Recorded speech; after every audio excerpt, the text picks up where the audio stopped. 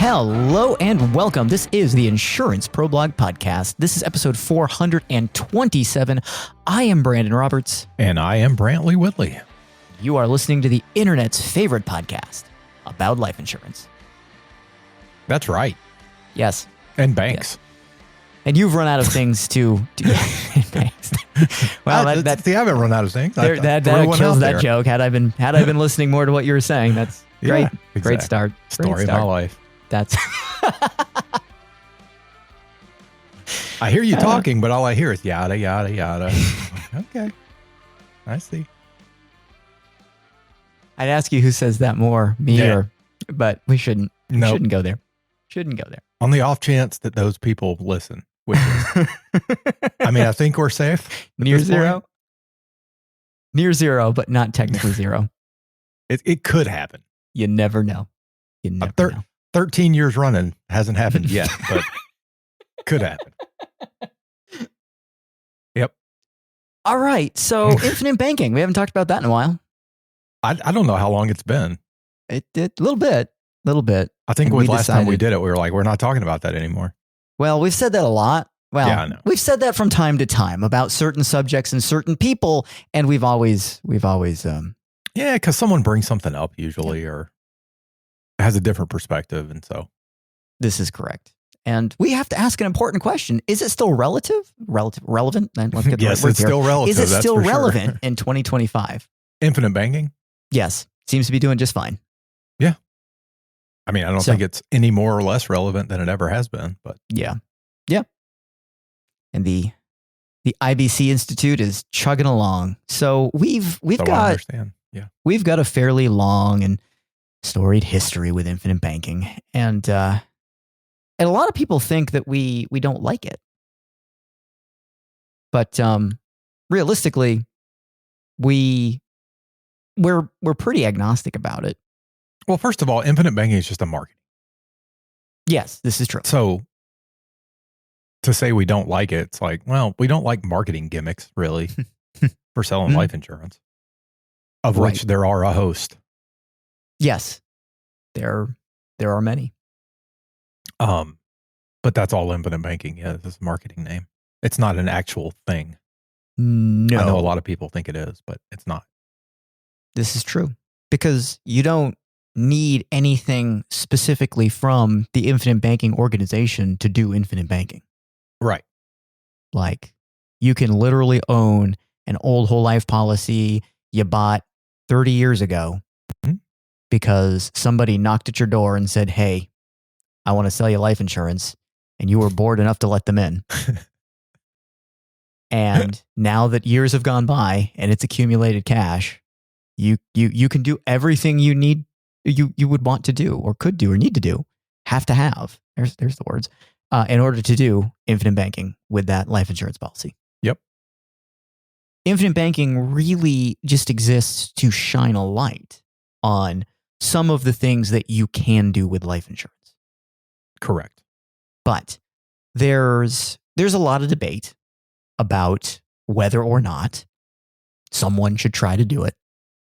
And I think really the biggest push behind the opposition party is just the fact that whole life insurance sits at the center of infinite banking. Yeah. So, well, yeah, but I mean, I will say most of the, sorry, my wheels were turning slow there.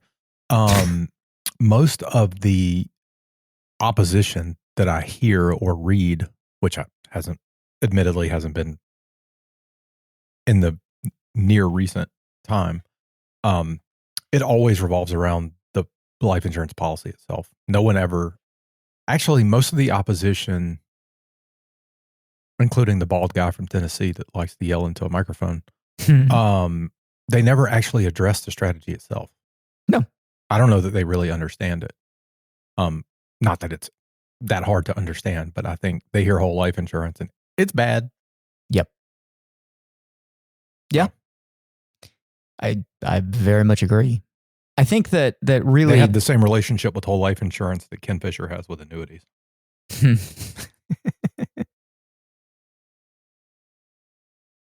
I think that there's kind of a breakdown of people who either just don't get it.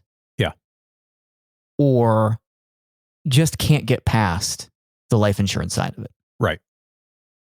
And I've always said that when it comes to owning life insurance, especially for the sake of cash accumulation, it's going to take a certain amount of intellectualism and understanding how these various pieces and parts come together.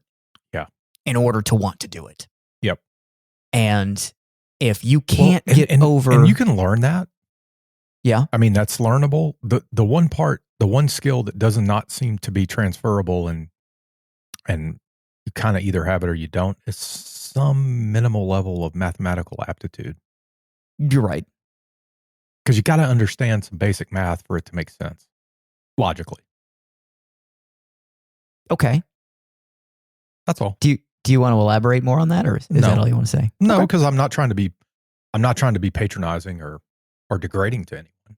Okay.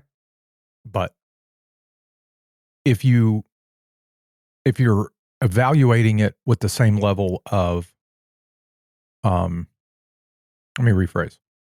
If you apply the same level of surface level evaluation to it that most people apply to other money related things, which is, for example, well, that loan is 4% and that one's 5%. So the four is less than 5%. So 4 is better.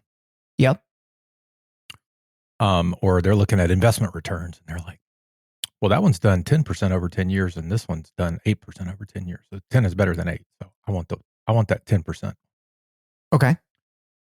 That's the level of sophistication that some people apply to these things. And when you're trying to understand something that I won't say as complex as infinite banking, I will say that has as many components as an infinite banking strategy has, then it takes a little deeper level of thought. That's all.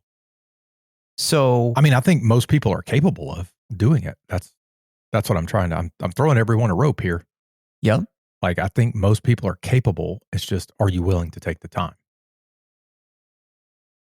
Okay. So let's go down the items that we give the thumbs up to when it comes to infinite banking. Mm-hmm.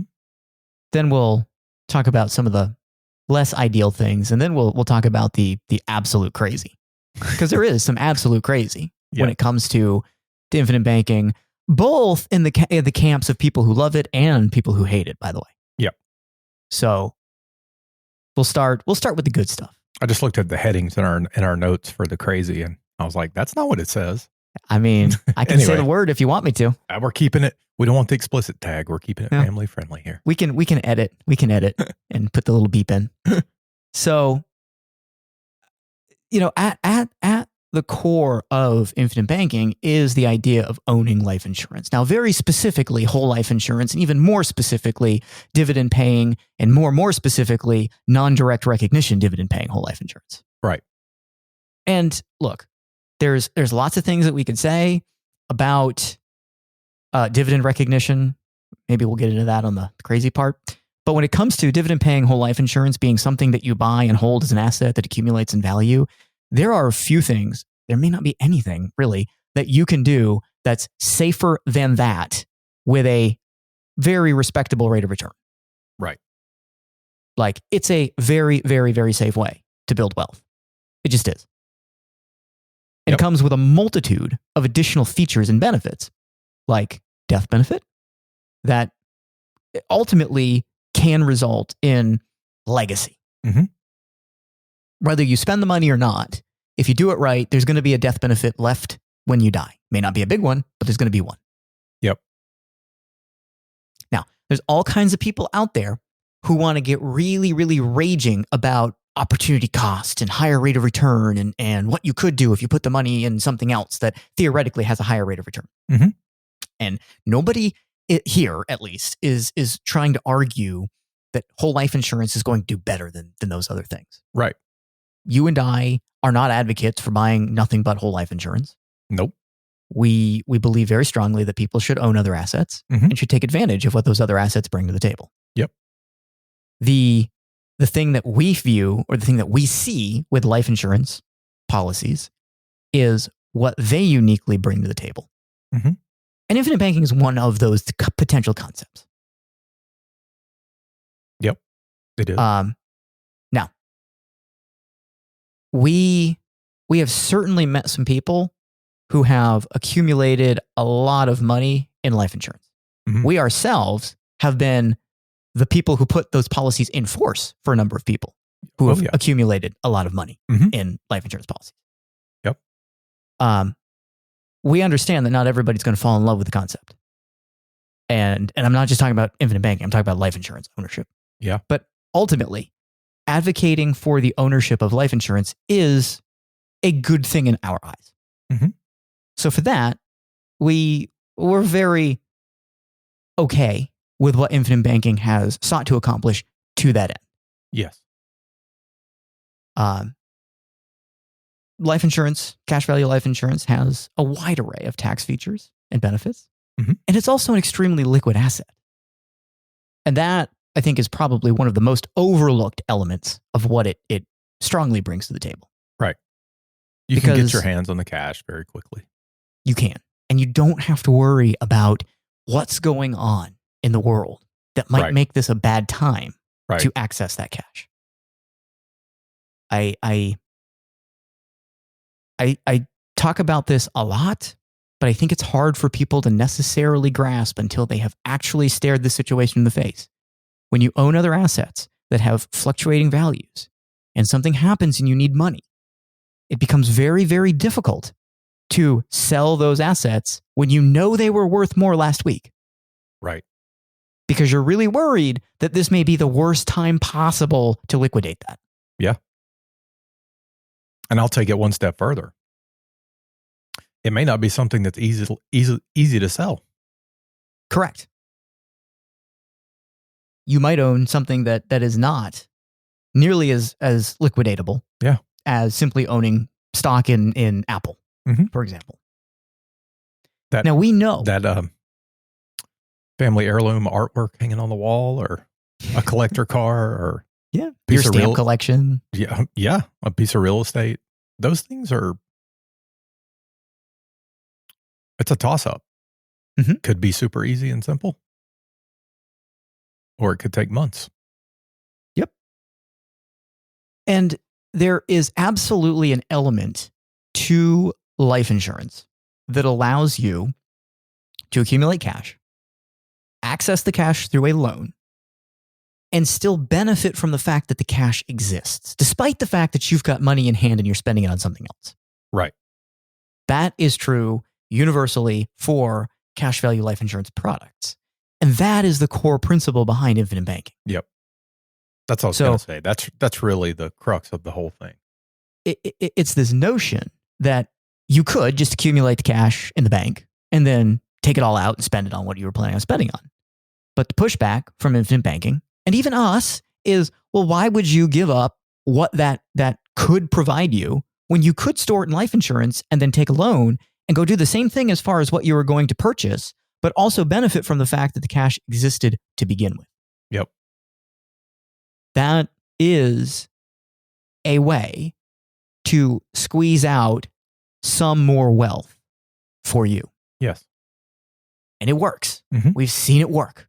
We have helped people implement policies who have gone out and done that exact thing. Yep. And it's, in my experience, and you can disagree with me, and then maybe people will get an exciting episode where we argue about something. But in my experience, the people who are most benefited from the concept are business owners that have capital needs. Yep. So people who need to buy equipment, people who need to buy inventory, those are wonderful, wonderful situations to look at infinite banking. Not such a great idea if you're a business owner trying to figure out how to make payroll. No. Because one, that's probably not a good situation anyway. But two, the ROI is much harder to figure out in that case. Yeah. Though it could be used as an emergency stopgap for something. Yep, it could. Totally could. Absolutely. And in many, many respects, we've often talked about the fact that life insurance exists at times to be the oh crap asset. Yeah. Yep. It's an okay idea in my mind for people who are looking to go out and make an investment. Yeah. And I say okay. And that could be, well, that could mean a lot of different things. So. Yeah. I say okay because I think there's going to be a number of, let's call them retail investors, who are going to lack a certain degree of sophistication to assess the total potential cost and payoff situations. Mm-hmm. Now, be a massive hypocrite if I said don't do it because I've done it. So from that perspective, on the front row seat, I've seen it work. But it does take a little bit of comfort and expertise in the area that you're planning to make this opportunistic investment. Right. It's a god-awful idea for people. Oh, go ahead. I was going to say, when you're using the cash opportunistically to take advantage of some anomaly, right? You're able to, and I view that as, this is my personal opinion, I view those anomalies as something you can buy for less than what it's actually worth. Yep. And that pays you. Mm-hmm. It produces cash flow. Because it's what's very important. And my point in saying that is, it's really important that if you're going to take a loan from the policy to use opportunistically for something, to purchase an asset, investment, whatever you want to call it, that there's some strategy for paying it back. Yeah. You have to have, because if you're still many years away from retirement, quote unquote, then you are going to create a certain drag on the policy performance by having a loan that never, ever, ever gets paid back.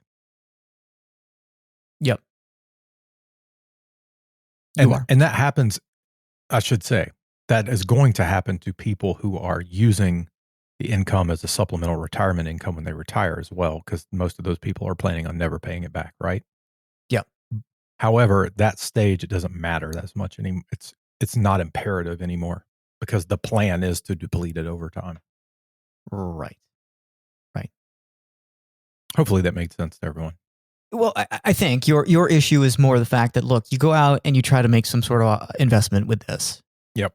And you do the investment and you get the gain, and then you keep going and doing other things, and you forget to pay back the policy. Right. The good news is you had the capital to do that initial investment, so you may be fine, but you're really, really, really depleting what you could have gotten out of the life insurance policy. Right. Which probably was even more had you taken the time to put the money back in there, and then maybe taken a loan again at some point if you needed it. Sure. But you don't want to overlook that aspect of it. Yep. And correct me if I'm wrong, I believe that was Nash's original theory. Nash was very, very specific about protocol as it related to putting money back into the policy. Right. He very literally wanted to look at the concept as you go and you take a loan from the bank, being you, and you have all the obligations that would come along with being a borrower in a traditional sense. Even though life insurance policies don't mandate specific repayment schedules, you were to create one. Yeah, because and live by it. Because his whole idea was if you went to a bank, you'd have terms, and you'd have to repay the loan. So, and more. Sorry to potentially put words in your mouth here, but more to the concept that you were driving at, which was definitely a Nash thing, it was the fact that if you are not disciplined about it, then there's a tendency to take the gains from whatever investment you made, spend them on lifestyle, and never put money back into the policy. And the whole idea was, if you are the bank and the borrower, you're going to have the benefit of what this brings to you as the borrower from a lower cost perspective, but The motivation is the bank to recollect the funds. Right. That's how banks work. That's the idea. They'd like to have their capital back at some point. They would. Now notice this entire discussion has said nothing about consumer spending. No, I was going to make that point. It's a god-awful idea to take a loan and go on vacation. Right. Really not even a good idea to take a loan. These are derivative ideas that came along later. These were not part of the original canon of IBC. No. These came as offshoots to people who basically took the same idea and caught immediate success with it and told you that they were trying to add sizzle, basically, is what they were trying to do. Instead of being your own banker, you could just bank on yourself. That's right. Finance your vacations and your cars and your... Mm-hmm. And it'll work for all that. It's not like... If you pay it back. Yeah. But it's better suited for opportunities that bring money in, not ones that take it out. Yes. So the bad stuff. Look, we're going to sound very duplicitous about this, but... And one more thing to add. I believe one of the reasons that most of the examples in the original work were talking about business owners. One is because I think that's who Nash worked with primarily and knew. But secondly, he understood from being a part of that community for so long how hard it is for business owners to get capital. Small business people. Yep. Very difficult. And if anyone owns a small business and ever gone to the bank to get a loan, they'll immediately be nodding their head. Mm-hmm. They will. And also, they commonly understand the lending terms that are generally available to them, which are not nearly as generous as getting a mortgage, for example. Interest rates on a lot of business debt can be considerably higher in terms of interest cost. Absolutely. And that's an eye-widening moment for a number of people branching into entrepreneurialism. Yep. So the bad. The first thing that's going to make us sound incredibly duplicitous is the fact that whole life insurance is at the core of this thing, but the whole purpose for buying the policy is to start infinite banking, which I personally think is just a bad way to go about it. Owning life insurance to own life insurance to get its many, many benefits, great. Buying a policy with no other desire than to infinite bank with it, I'm not saying that there will never, ever be a situation where that makes sense. I'm just saying they're very, very limited. And I've had way too many conversations with people who are ready, fire, aim types. And I want to put this thing in place now. I want to take a loan the day after and get going on my infinite banking empire. Right. Typically, my real estate funded through infinite banking empire. And it doesn't work that way. Oh, I mean, you can do it, but it literally doesn't work. You're gonna need a lot more money on hand than you're looking to borrow. Yeah. For your first investment, and we always make the joke because I think we had someone ask us some derivative of this particular question was, if I wanted to have $250,000 in cash value to borrow from a policy to do infinite banking, how much do I have to have in the policy? Like, what do I got to pay in premium? Right. Because they wanted to do it immediately. I got to pay to get to 250 as soon as possible. Yeah. Like, pay something more than 250. Yeah. And if you start thinking about that, it'll make sense. You're like, wait a minute, why would I do that? Mm-hmm. These things take time. Another thing. If I have the money in hand already. Yeah. Yeah. Another thing that Nash pointed out. There's a capitalization period. I think that's what he called it, right? They did. They do. And there are even super, super old YouTube videos, I think, still available. I haven't looked in some time. They used to talk about this very concept. But yeah, the number of people who think that, hey, I want to buy the policy to get the cash in there so I can go do the borrowing next week because I got this opportunity that I need to get in on now. Yeah. No, like take the money, do what you want to do, then take some other money and start a policy. And like 5 years from now, you'll be in a position where this might make sense. Yeah. But that's the correct order of operations. Well, I mean, And it comes directly from the banking industry because I don't know what current capital requirements are for starting a new bank. I don't know any of that. Pleading ignorance. But I do know that to get a bank charter, you have to have X amount of capital. Yeah. And so back in the old days, at least down where I live, when I can't even think of a new bank that's been started in decades. They've all just been bought. They've all just been buying each other. But my point is the guy who wanted to start the bank, it wasn't like he's like, I'm going to start a bank. And then next week the doors of the bank were open. That's not how any of that works. And typically they go around town selling stock. Yep, they do. You raise capital. Right. That's how you raise capital, is get people in the community to buy shares in the bank that doesn't yet exist. So one of the big reasons to be a little bit anti buy the whole life policy just to do infinite banking is the fact that we've seen it be the case that a lot of really bad whole life policies get sold. Yeah. When infinite banking is the leading reason to buy life insurance. Oh gosh. Boy. Like a lot of times the sales pitch is there's this really great thing you can do with it, and here's the worst possible implementation of. Well, I think they leave that part out, but yes. Yeah. They don't say that's the quiet part. They don't say it out loud.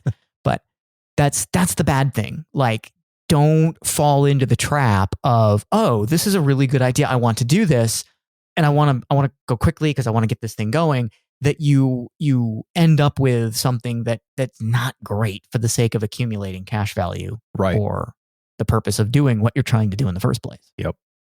That's something you want to be extremely careful about. Now, some other things. There has been a longstanding, extremely idiotic approach to paying yourself excess interest on infinite banking. And we have brought this up before, but it merits talking about right now. The original concept had this idea that you would intentionally inflate the interest rate you were paying. So if the insurance company told you that your loan interest rate was 6%, yep, you told yourself it's 7%, and I'm going to make an excess payment as a result of that. So when I figure out what I need to be paying to the policy each month, I'm going to use 7% as the interest rate, not 6%. Right. Now, to the slightly more initiated in life insurance, you might be thinking, oh, well, you make that excess payment, you're just going to pay the loan balance down faster. Exactly. Oh, no. That's applying logic. The infinite banking world said, no, you're going to make that excess payment as a paid up additions payment to your policy. And the magic in all of this was when you did that and you looked at the policy projections afterwards, you suddenly had more cash in the policy. And wait, you mean if I pay more premium, I have more cash? Well, the slightly less discerning types would go, wow, this is magic. But people who approached this a little more methodically said, well, wait a minute, I have more cash because I paid more cash. Right. Yeah. So what they were doing is setting up inefficient policies to have more capacity to accept the paid up additions. And explain that for a second, because that's a key. So when you design a whole life policy, generally, if you're doing it the way that I would tell you is correct, you want the amount of premium you're paying every year to be the most amount you can possibly put in there. Including the paid up additions rider. Correct. The whole amount going in, you want that to be what you can do in order to not have a modified endowment contract. Right. There may be some situations where somebody says, well, yeah, but I can't pay as much as I want to today, but a year from now I should be able to. We're okay, fine. We may make some adjustments to that. But for the most part, for doing this, we want the amount that goes in to be the most that you can put in there. Right. Because unless you have a really good track to, I'm going to put more money in there, I can tell you 10 out of 10 people who have told me, yeah, I might put more in there like 3 years from now, never do. Right. So that's the way we want to design it to ensure maximum cash value accumulation. Right. This concept of leaving some contingency to pay yourself extra interest doesn't do that. Right. So it starts you out of the gate with a less efficient policy. Yep. Because you have to do what you were talking about, you would have to leave headroom in the paid up additions rider, meaning you're not maxing it out when you pay your premium. Yep. There was also a very long-standing practice of flat out lying what happened to the interest that got paid by the policyholder. Yeah. So You get to keep it. Yeah. The infinite banking crowd for a while, and they backed off this a little bit, used to tell people it's okay to pay interest to the insurance company because it's a mutual insurance company and it's going to return profits, which are gained by interest to you in the form of a dividend. And that is theoretically true. It's squishy though. But practically speaking, if you pay $1 in interest, the insurance company is not going to send you $1 in dividend and say, here it is back, buddy. Right. No. That's not how that works. Loan interest is a profit center for the life insurance company. Yes, it is. And they don't give all of it back. Right. Just most of it. So, this also... And there's no way to draw a through line, though. The way it was explained was always like, made it sound like it was an obvious thing. Yeah, like you pay interest and you're just going to get it back. That's not how it works. No, it's not. You're not going to get a line item statement that shows you. Right. This is also something that a lot of insurance companies don't really love. Oh, no. Because it creates a weird strain on some resources. It's very difficult to manage at scale. Yep. That's for the agent as well. So insurance companies end up with agents who flunk out. They've got these policies in force, and now their customer service team is fielding a bunch of questions from people who think the insurance company is going to help them bank on themselves. And I'm sorry, I'm getting the trademarks mixed up. Infinite Bank become their own bankers, and they're not equipped to do that. Right. They're not going to do that. Right. And some companies have even flat out said, if we find out that your sales concept is infinite banking, we're going to decline the case. Right. We don't want it. Correct. So we got the bonus round already started here. Yeah. And it's time to get into the good part, the insane, the bowl, you know what part about all of this. The bat bleep crazy part. Yeah. So first, let's start with one that a lot of advocates for this style of idea have been talking about for a long time, and they're incredibly dishonest about. Mm-hmm. So the idea is banks themselves pay billions of dollars every year in premiums to life insurance policies that they own for the cash value. So if the banks are doing it to get rich, you could too. Right. Here's the super duper disingenuous part of that. Banks do not buy whole life insurance. For the most part. I think everybody's got an example of some small regional bank or credit union that bought it. Yes, I know. But for the most part, banks don't buy whole life insurance. And there's a reason for that. There's federal law that is quite punitive on how banks can book the cash value as an asset that they hold. Right. So banks are not going to buy something that they can only book 50 cents on the dollar as an asset for capital requirements. Right. But there are specialized life insurance products that were created to get around that problem. Mm-hmm. It even has its own name. It's called bank-owned life insurance. And you know what? It's a form of universal life insurance. I'm glad you read the notes there and got that gasp cue in there. Thank you for that. So it's true. Like, yes, they do buy life insurance, but they do not buy the life insurance that the infinite banking practitioner is trying to sell you. Right. That's just not how it works. And BOLI, as we sometimes call it, functions quite a bit differently. It just has different aspects. And the bank isn't necessarily going to the cash value inside BOLI to make loans to people either. Generally speaking, it owns BOLI for other cash needs largely associated with employment. Yep. These are things that fund certain specialized bonuses and offerings to employees of the bank. Right. High-ranking employees of the bank. Right. And speaking of universal life insurance, the infinite banking crowd has had a very, very, very negative sentiment on that for a long, long time. Yep. For absolutely no reason. Because the truth is, you can apply all the concepts of infinite banking to a universal life insurance policy. Well, I think the original hatred for it came from Nash, right? Yes. But when Nash was doing this, there were a lot of shenanigans going on with universal life insurance. There were. So I think he formed an opinion and then never looked back. Yes. Or never looked forward, I guess you should say. Yeah, that's much better. Yeah. His own myopic view on this is what shaped all of that. Right. About universal life insurance. Mm-hmm. And it's hypocritical, incongruous to look at the fact that they were advocating for what banks were doing with universal life insurance and using that as one of the reasons people should buy whole life insurance for infinite banking. Right. So a bit weird. Digging a little bit deeper, we mentioned dividend recognition earlier. So for a while, there was this notion that it should only be non-direct recognition. Again, given where it started with Nash, there was at one time a prevailing sentiment among life insurance agents that non-direct recognition was the better approach because there was no change to the dividend if a loan was outstanding on a whole life policy. Right. Seems really good. A bit easier to explain superficially to people. Mm-hmm. Much uglier if you look under the hood. And ultimately today doesn't matter. Right.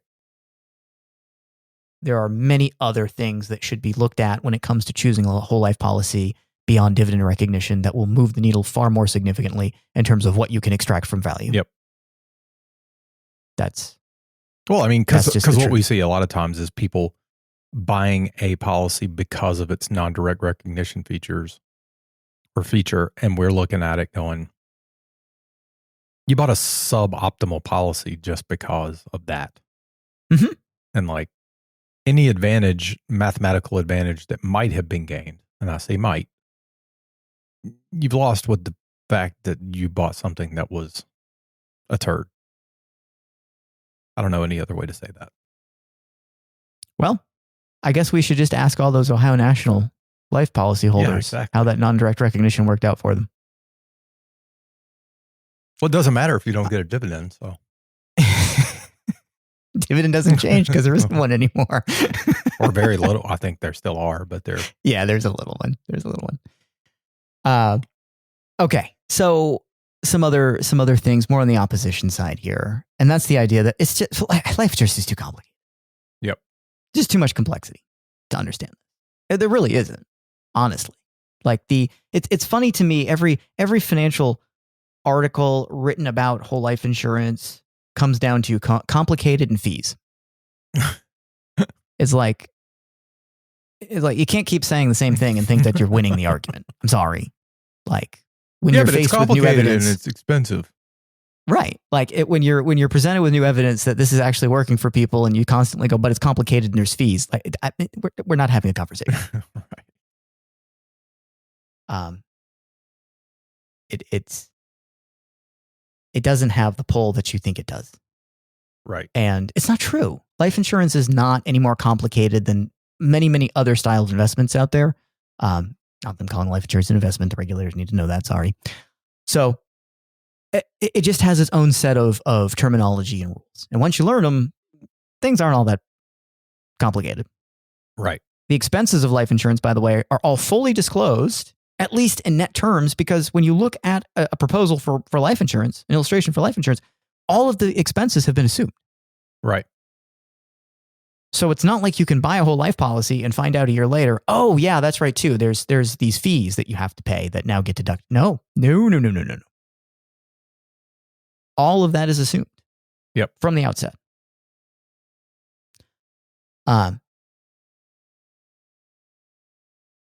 So it's just a silly argument that doesn't have any real what's the word I want? Teeth. There you go. We can say that. Yeah. It doesn't have any real teeth. There is this pushback though among some that suggests that you can become insanely wealthy by adopting an infinite banking mindset and implementing the plan. I know some people who have done effectively infinite banking who are quite well off. Yep. They were well off before they bought the policy.